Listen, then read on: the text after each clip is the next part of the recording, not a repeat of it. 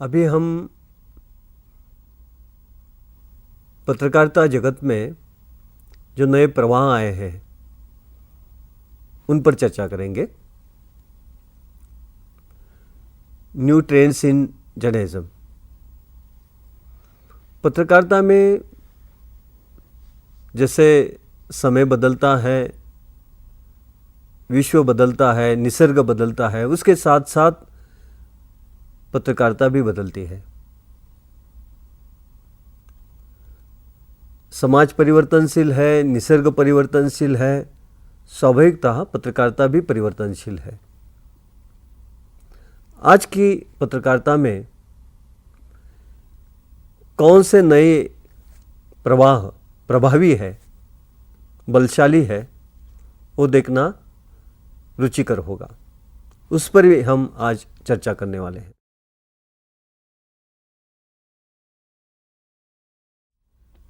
अचानक से जैसे न्यू मीडिया आया, नया माध्यम आया इंटरनेट के जरिए, उसके कारण पत्रकारिता के ढांचे में काफ़ी बदलाव आए। और सबसे बदलाव ये आया कि जो नागरिक है, सिटीजन है, उसकी भूमिका अहम बनी।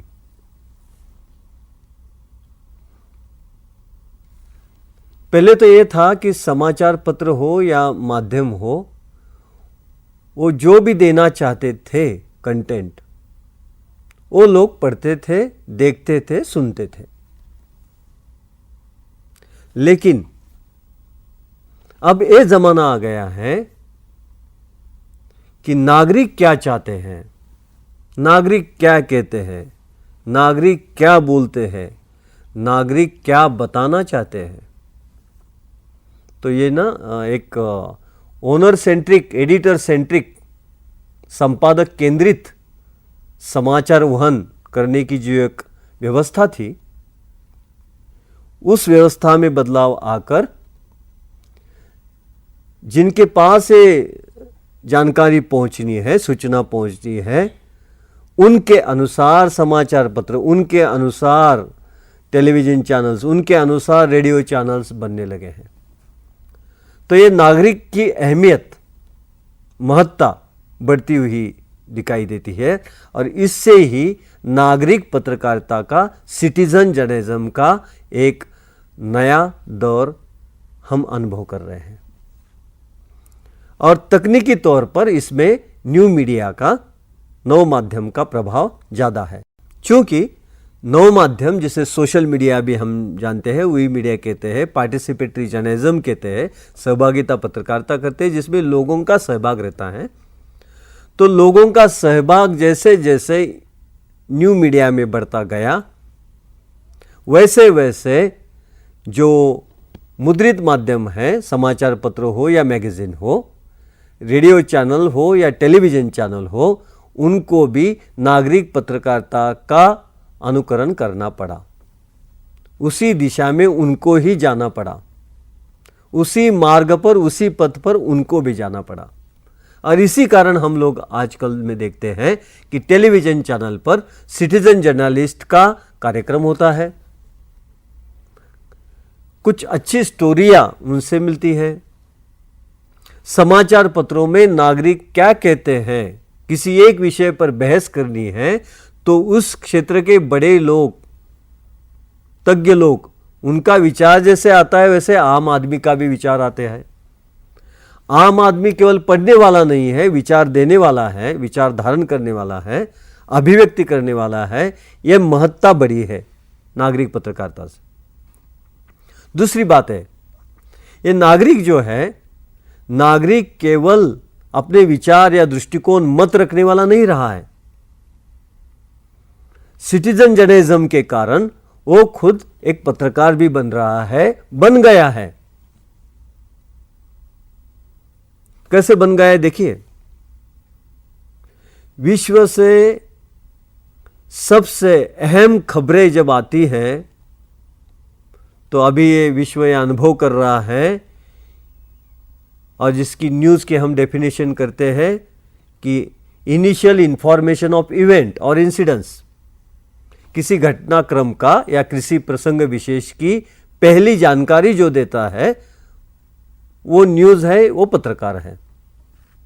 अभी आज का दौर ऐसा है कि पहली जानकारी किसी एक प्रसंग विशेष की ना पत्रकार देता है, ना कोई समाचार पत्र देता है, ना कोई बड़ा मीडिया ग्रुप देता है। मीडिया विस्फोट इतना बड़ा हुआ है, फिर भी इतनी बड़ी व्यवस्था बनी है, फिर भी पहला समाचार, पहली खबर ट्विटर में मिलती है या फेसबुक पर आती है।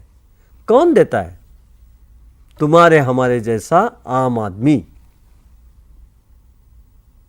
देखिए, जब दहशतगर्दों का बंबई पर हमला हुआ और होटल ताज में दहशतवादी घुसे थे, बाहर पूरे विश्व का मीडिया बैठा हुआ था, वो वर्णन कर रहा था, ये हो रहा होगा, ये वहाँ होगा, स्फोट हुआ है, बंदूकें चली हैं, आवाज़ आ रहा है, बस कल्पना कर रहे थे।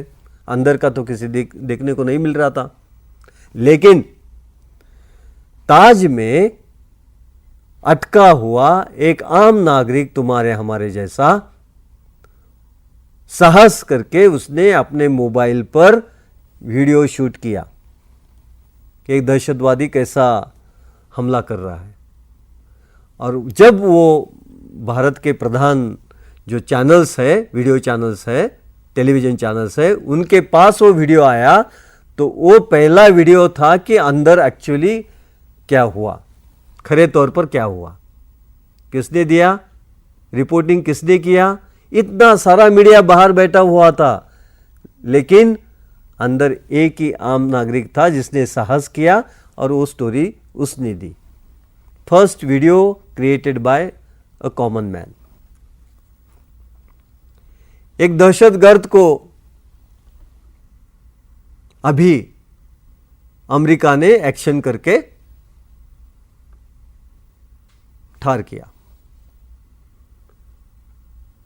उस दहशतगर्द को मारने का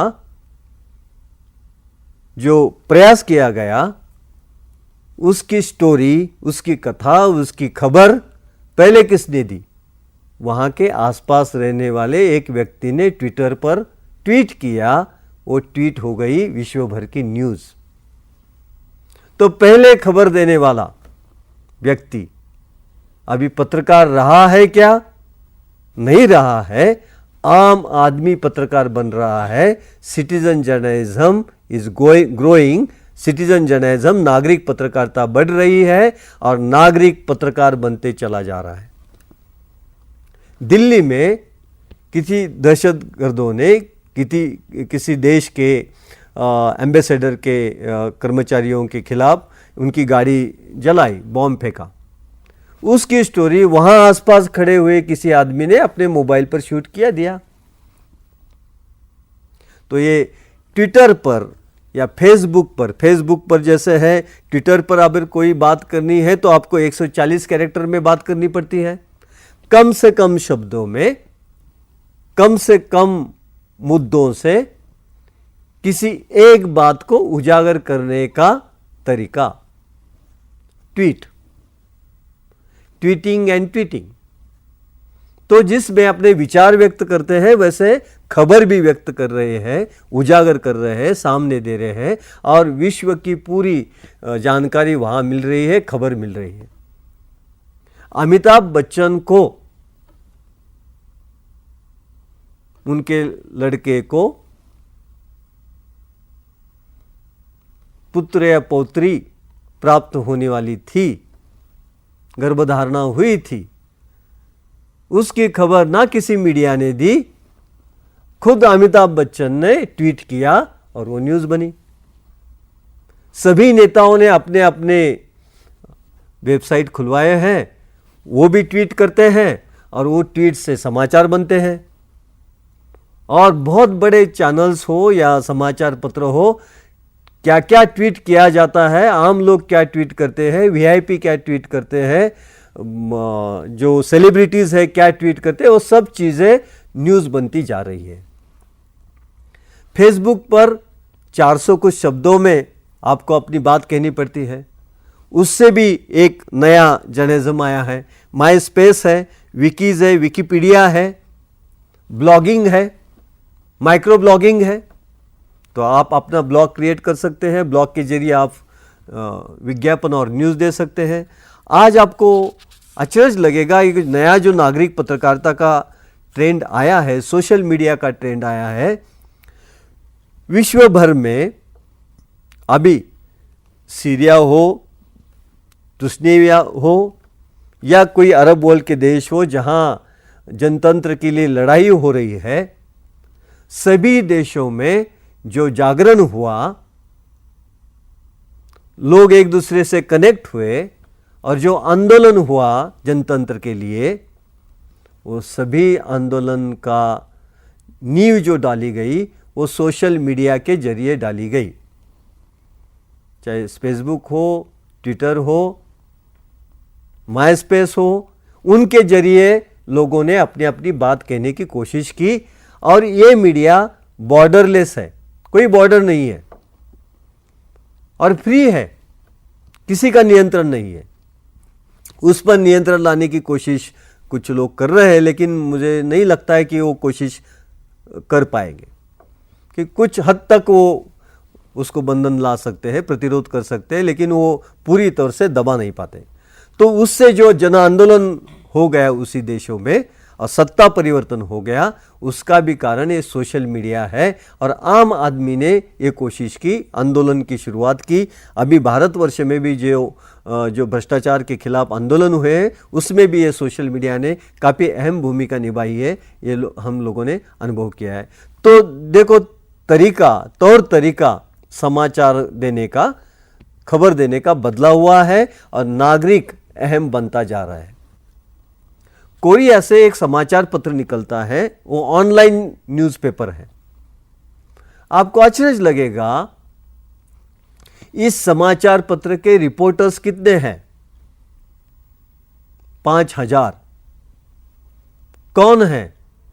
कोई भी ट्रेन जर्नलिस्ट नहीं है, सब नागरिक पत्रकार है, सब सिटीजन है, वो रिपोर्टर है। और वो 5000 लोग हर रोज वो ऑनलाइन न्यूज़पेपर के लिए स्टोरी फाइल करते हैं, पोस्ट करते हैं, उसको एडिट किया जाता है और वो समाचार पत्र बनता है। उसकी अभी इंटरनेशनल एडिशन निकलने लगी है और कई करोड़ लोग उसको हर रोज देखते हैं। तो पूरे तौर पर आम आदमी को कंटेंट क्रिएशन में, आशय निर्मिति में उसकी सहभागिता आने लगी है। ये सिटीजन जर्नलिज्म है। इस पर कुछ मर्यादाएं भी हैं। जब कोई एक आम नागरिक समाचार कोई बनाता है, देता है, तो ये हो सकता है कि अनवेरिफाइड फैक्ट्स वो दे सकता है, जिसका कोई आधार नहीं है। गलत बात भी प्रचारित कर सकता है, गलत बात बातमी के रूप में, न्यूज़ के रूप में, खबर के रूप में दे सकता है, ये भी संभावना है। उसे कोई प्रशिक्षण नहीं है तो गलत तरीके से भी दे सकता है। इसीलिए ये भी एक संभावना बनती है कि आगे चलकर अनऑथेंटिक, जिसे कह सकते हैं कि सत्य का आधार जिसे नहीं है, ऐसी चीज़ भी उसमें आएगी।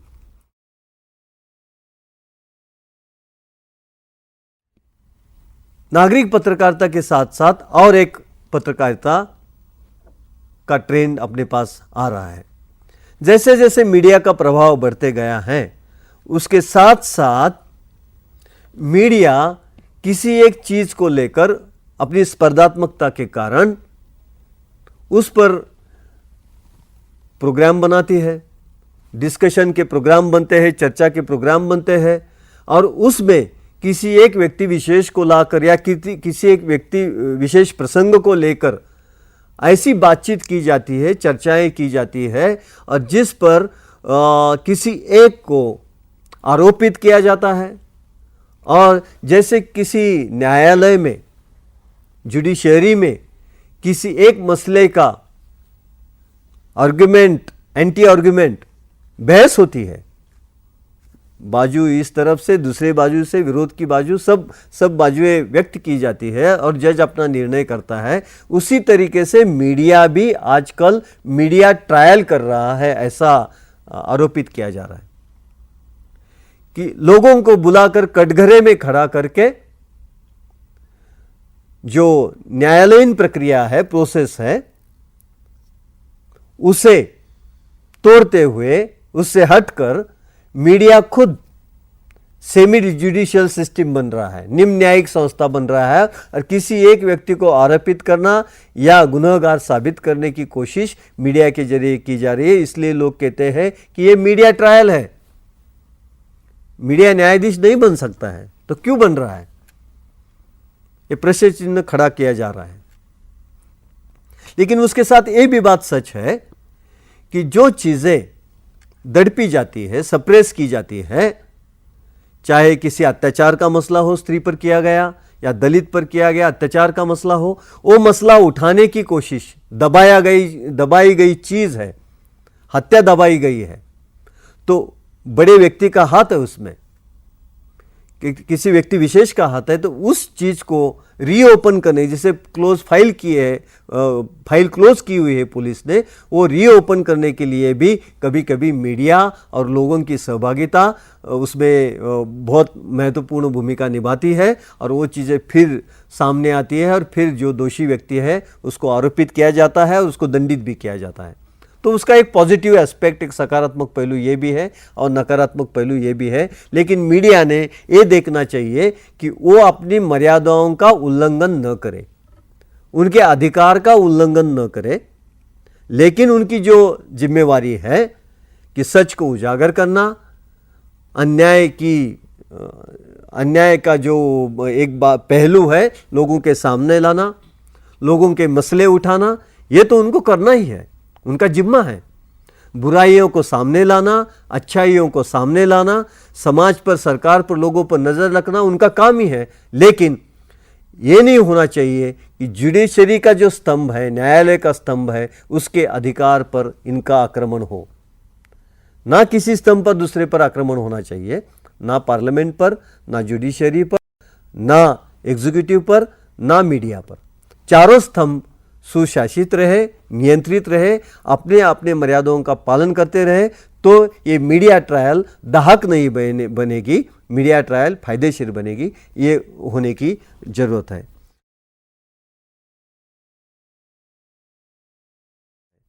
और एक नया ट्रेंड आया है, एम्बेडेड जर्नलिज्म।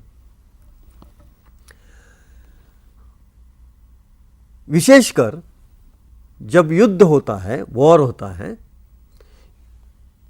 युद्ध के समय जो जानकारी समाचार पत्रों में, मीडिया में आती है, वो जानकारी जानबूझकर जो सरकार की ओर से, मिलिट्री की ओर से जो उनको जानकारी देनी होती है, जो सूचना देनी होती है, जो खबर देनी होती है, वो मर्यादित खबर, मर्यादित जानकारी, मर्यादित सूचना देने के लिए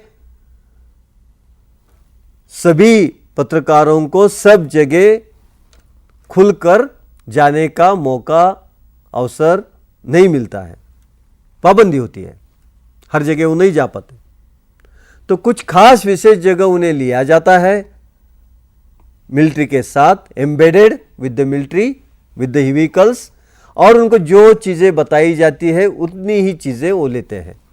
इसे कभी कभी टनल जर्नलिज्म भी कहा जाता है। जैसे हम टनल से गुजरते हैं तो टनल में तो पूरा आकाश और अवकाश दिखता नहीं है, मर्यादित चीज़ें दिखती है। उसी तरह एम्बेडेड जर्नलिज्म में वो खासकर ऐसा प्रयास किया जाता है कि जो चीज़ें बतलानी है उतनी ही चीज़ें बतलाई जाती है, उसके सिवा ज़्यादा जानकारी नहीं दी जाती है, उतनी ही चीज़ें मीडिया में आती है। कुछ 90s में, 90 के दशक में और 80 के दशक में जो बड़े युद्ध हुए विश्व में, उस युद्धों की जानकारी देते समय ऐसा अनुभव आया कि बहुत सारी एक तरफा सूचना, जानकारी दी गई और वो एम्बेडेड जर्नलिज्म के जरिए दी गई। अभी ये एम्बेडेड जर्नलिज्म का वॉर फार्मूला, युद्ध का फार्मूला हर जगह यूज करने जा रहा है। किया जा रहा है। राजनीतिक पत्रकारिता करनी हो उसी जगह भी ये किया जा रहा है। किसी व्यक्ति विशेष के प्रचार मुहिम में एम्बेडेड जर्नलिज्म को एक इकट्ठा करके लिया जाता है। जो अपने हैं, अपने लिए अच्छी तरीके से खबर देने वाले हैं, उनको ही ले लो, एम्बेडेड करो और उतनी ही जानकारी दे दो जो जानकारी हम छपकर लाना चाह रहे हैं। तो एक तरीके से एक नियंत्रित पत्रकारिता एम्बेडेड जर्नलिज्म के जरिए की जाती है। मुझे लगता है कि इस तरीके की पत्रकारिता एक आर्थिक पत्रकारिता के क्षेत्र में भी बढ़ रही है, राजनीतिक क्षेत्र में भी बढ़ रही है और युद्ध के क्षेत्र में तो है ही है। ये एक तरीके से पत्रकारिता के स्वतंत्रता पर आँच है और ये आँच न आने के लिए पत्रकार स्वतंत्र और मुक्त होना चाहिए। मुक्त तौर पर हर जगह वो जाने की उसे अवसर मिलना चाहिए, वो पहुंचना चाहिए और उसे जो लगता है वस्तुनिष्ठ रूप में ऑब्जेक्टिवली वही सच उसको बताना है। क्योंकि पत्रकारिता का व्यवसाय सच कहने का है, सच दबाने का नहीं, सच को बाजू करने का नहीं है, सच को सामने लाने का वो व्यवसाय है। तो सच सामने लाने के सभी प्रयास एक साथ होने चाहिए और कोई भी आँच या कोई भी संकट, कोई भी दबाव उस पर न आए, ऐसा वातावरण, ऐसा एनवायरनमेंट उसके लिए बहुत जरूरी होता है।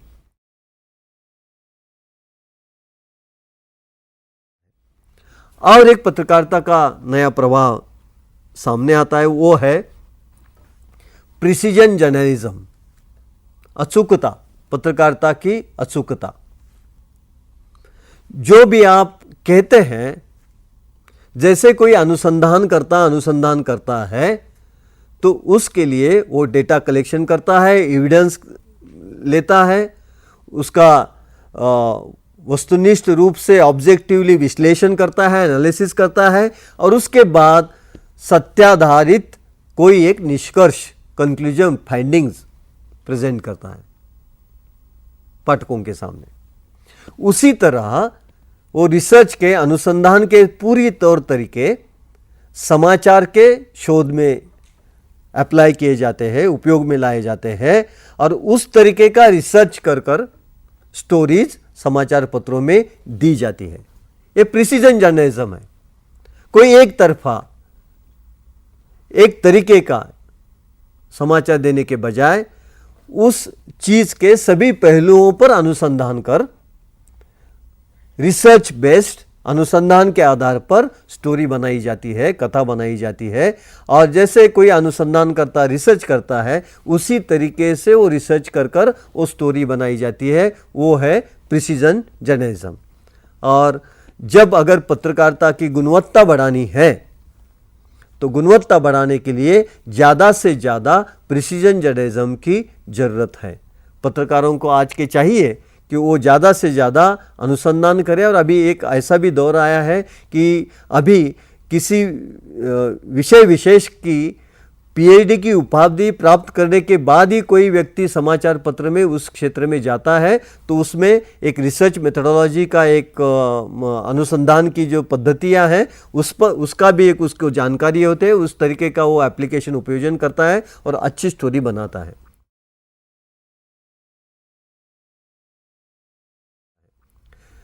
आखिरकार मीडिया में जो भी दिखाया जाता है, छपाया जाता है, सुनाया जाता है, उसकी विश्वसनीयता अहम है और क्रेडिबिलिटी। अगर विश्वसनीयता खो जाती है, उसमें बाधाएं आ जाती है, तो चाहे पाठक होगा या दर्शक होगा, वो चैनल या वो समाचार पत्र पढ़ना छोड़ देगा। उसे अगर लगता है कि ये असत्य प्रकाशित कर रहा है, भुलावा दे रहा है, प्रदूषित विचार और समाचार दे रहा है, तो पाठक की विश्वसनीयता पर आँच आती है और पाठक को लगता है कि मैं इस समाचार पत्र पर, इन समाचार पत्र के इस वार्ताओं पर विश्वास न करूं। और इसलिए ये जो एक बहुत ही इम्पोर्टेंट, महत्वपूर्ण ये जो सोच है, कही जाती है कि news are sacred, comments are free. तो समाचार, खबर पवित्र है और उस पर जो प्रतिक्रिया है, कमेंट है, वो फ्री है, मुक्त है। लेकिन आज के ज़माने में ऐसी कुछ स्थितियां पैदा हुई है, news is no more secret, बातमी कोई अभी पवित्र रही नहीं, जैसे बातमी है वैसी समाचार या खबर जैसी है वैसी दी नहीं जाती, उसमें मसाला लगाया जाता है और अपने तरीके से अपने दृष्टिकोण से समाचार दिया जाता है, खबर दी जाती है, और comments are no more free. और जो उस पर जो प्रतिक्रिया दी जाती है वो भी फ्री है क्या, एक प्रश्न चिन्ह उठ रहा है। क्योंकि जैसे जैसे समाचार पत्रों का और माध्यमों का उद्योग बन रहा है, वैसे वैसे उनका आर्थिक स्तर पर अवलंबित्व बाहर के एक्सटर्नल फोर्सेस पे बढ़ रहा है। और जब किसी एक संस्थान का, किसी एक क्षेत्र का अवलंबित्व बाह्य शक्तियों पर ज़्यादा होता है, तो बाह्य शक्तियाँ प्रत्यक्ष और अप्रत्यक्ष रूप से दबाव डालना शुरू करती है और उस माध्यम को, उसी क्षेत्र को शरण जाना पड़ता है। अगर पत्रकारिता किसी की शरणार्थी बन गई तो पत्रकारिता का सत्य कहने का जो मिशन है वो मिशन अधूरा रहेगा। ये एक बहुत बड़ा चैलेंज, आह्वान, एक बहुत बड़ा संकट समाचार पत्रों की दुनिया पर विश्व भर में निर्माण हुआ है और उसके लिए ये समाचार का उद्योग, माध्यमों का उद्योग उसका सामना कर रहा है। देखते हैं कि इस आह्वान पर पत्रकारिता किस तरीके से अपना विजय प्राप्त करती है। विजय तो उसे प्राप्त करना पड़ेगा, क्योंकि पत्रकारिता को अपना धर्म छोड़ने का कोई अवसर नहीं है, कोई छोड़ने नहीं देगा, छोड़ भी नहीं सकते हैं। लेकिन अगर वो पब्लिक कॉज छोड़ती है और प्रॉफिट कॉज लेती है, किसी व्यक्ति विशेष का फ़ायदा, किसी संस्था का फ़ायदा इसलिए काम करती है, तो निश्चिततः जो अखबार पढ़ने वाले हैं, दर्शक हैं, वो उन पर दबाव डालेंगे और दर्शक संगठन, पाठक संगठन दिन ब दिन बढ़ रहा है और उनका भी दबाव उन पर रहेगा। जो विज्ञापन देने वाले हैं उनका दबाव है और पाठकों का दबाव है। मुझे निश्चित रूप से हम लोग ये कह सकते हैं कि इसमें पाठकों का और दर्शकों का दबाव ही अहम रहेगा, क्योंकि जहां पाठक है, दर्शक है, वहीं मीडिया है। अगर पाठक नहीं है, दर्शक नहीं है, तो मीडिया क्या करेगा। इसलिए विज्ञापन वाले भी विज्ञापन तभी देंगे जब पाठक और दर्शक होंगे। इसलिए दर्शक और पाठक अहम है और उनकी अहमियत जब हम कायम रखते हैं तो मीडिया भी अच्छी तरह से विकसित होगा, इसमें कोई संदेह नहीं है।